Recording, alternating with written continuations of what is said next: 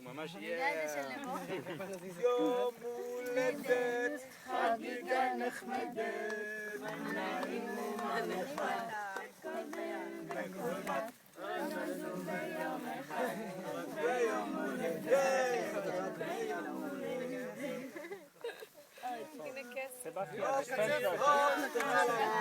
חגיגה נחמדת, נעים ומנחת. תני לו את המכונית ביד. בכל בת, עמדנו ביום אחד, רק ביום הולדת.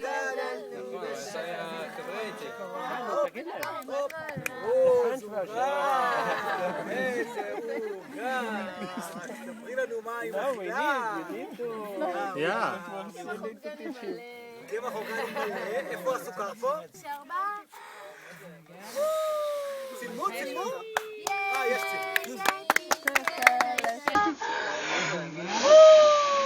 צילמו? יש צילמו. הבאה.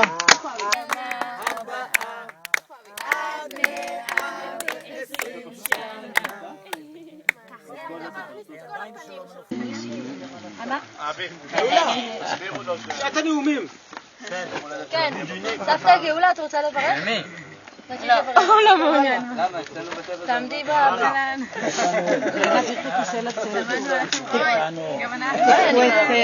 הברכות, האושר וההתרגשות נאמרו כאשר קדם נולד, רק שאז הוא היה קטן ולא הבין כל כך. עכשיו כאשר גדל והוא כבר בן שנה, נחזור ונברך.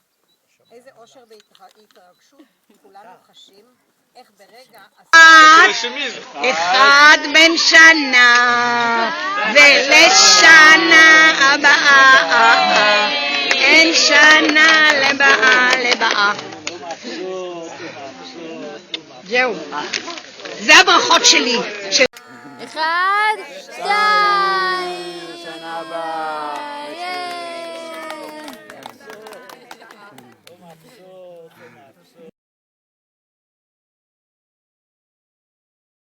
ואז החליטו שזה יהיה בפברואר. אז מוטי אמר לי, זה שאני שלחתי היום האחרון. המתנה שלי לא עטופה, אז סב לא מביא אותה. סב.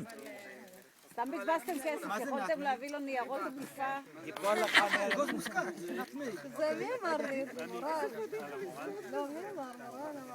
טוב, אז ממש אני רואה אותי. ידם. איך קיבלת? כבר זהו, זה פוסח, אמא. וואו! הקצפת...